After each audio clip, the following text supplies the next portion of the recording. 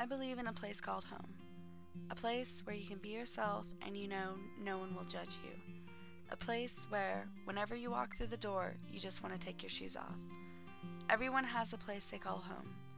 Whether it really is their home or a safe haven for them, they feel comfortable enough to go there when they need help.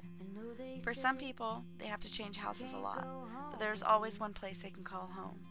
One place where it doesn't matter how much they move, they're always welcome. Since I was younger, my mom has decided to move as much as she can. She thought every time it was a new beginning for us.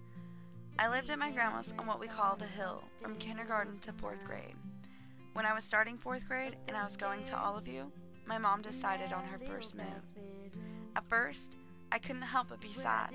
I was leaving the place I knew as my home. It was my safe house. My grandparents had lived there for over 30 years.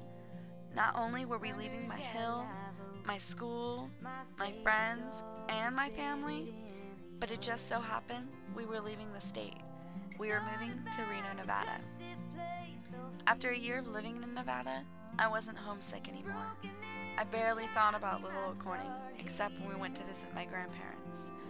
When I started 7th grade in Reno, I was so excited because it was my first year of junior high, and there was only a couple years until I got to start high school. Within a few months of starting junior high, my mom decided to move again. 3 years had passed since I had moved to the biggest little city in the world, and now I was going back to the small country town I once knew as home.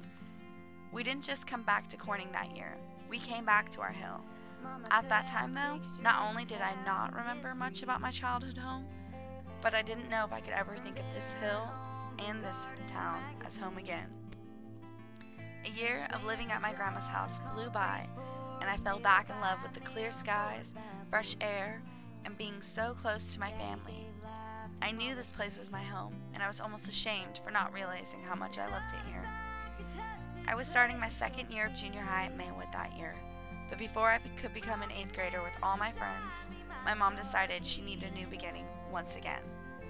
This time when we moved, it wasn't so far away, but it was the last place I wanted to be, Red Bluff. We stayed there for half a year, then we moved for our last time back to the hill.